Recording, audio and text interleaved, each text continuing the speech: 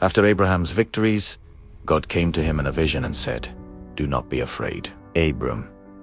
I am your shield, your very great reward." Why did God say this? Because Abraham was afraid. He feared retaliation from enemies. He feared dying childless. Abraham voiced his concern. "Sovereign Lord, what can you give me since I remain childless? My servant will inherit everything." But God responded with a promise. He took Abraham outside and said, "Look up at the stars. Count them, if you can. So shall your offspring be." Then comes one of the most important verses in the Bible. Abram believed to the Lord, and he credited it to him as righteousness. Abraham was not saved by his works. He was saved by faith, and God counted that faith as righteousness. Abraham believed, but he wanted confirmation, so God instructed him to bring animals and cut them in half. This was how ancient covenants were made. The parties would walk between the pieces as a solemn oath. As the sun set, a deep sleep fell over Abraham, and God revealed that his descendants would be slaves in Egypt for 400 years, but they would emerge with great possessions. Then something amazing happened. A smoking firepot and a flaming torch appeared and passed between the pieces. Notice, Abraham was asleep. He did not walk through. Only God passed through. This was a unilateral covenant. God bound himself to fulfill the promise, regardless of Abraham's future failures. 13 years passed. Abraham was now 99 years old. Still no son. God appeared again and said, "I am God Almighty. Walk before me faithfully." He changed Abram's name to Abraham, meaning father of many nations. He changed Sarai's name to Sarah, and God promised that Sarah herself would bear a son. Abraham fell on his face and laughed. "Will a son be born to a man 100 years old?" He even suggested, "If only Ishmael might live under your blessing." But God said, "No. Sarah, your wife will bear you a son, and you shall call him Isaac. I will establish my covenant with him." Then God gave the sign of circumcision, the physical mark of belonging to God's covenant people. Let us summarize Genesis chapters 15 and 17. First, Abraham was justified by faith. When he believed God's promise, God credited it to him as righteousness. This is the gospel in the Old Testament.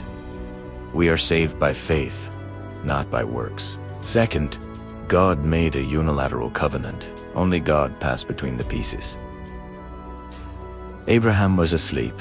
God's promises depend on his faithfulness, not on human perfection.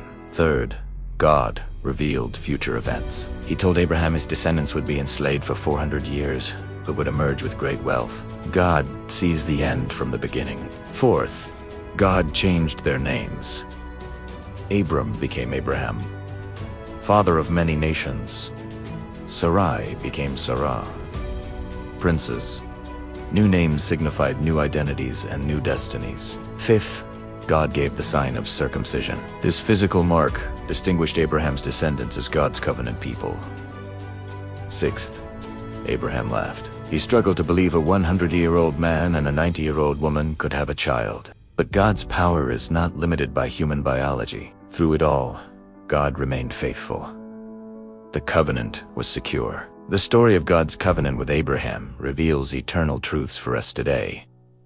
Here are 3 life lessons. First, faith is the foundation of our relationship with God. Abraham believed God, and it was credited to him as righteousness. This is not about being good enough.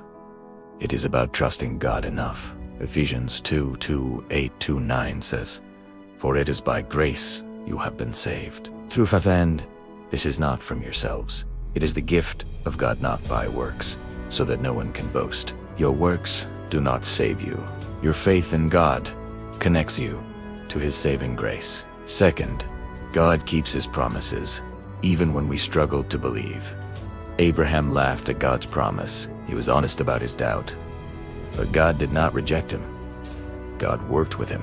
You can be honest with God about your struggles. He is patient with our unbelief. God's faithfulness does not depend on our perfect faith. Third, God's promises point to Jesus. Galatians 3:16 says, "The promises were spoken to Abraham and to his seed," meaning one person, war is Christ. Every promise to Abraham finds its ultimate fulfillment in Jesus.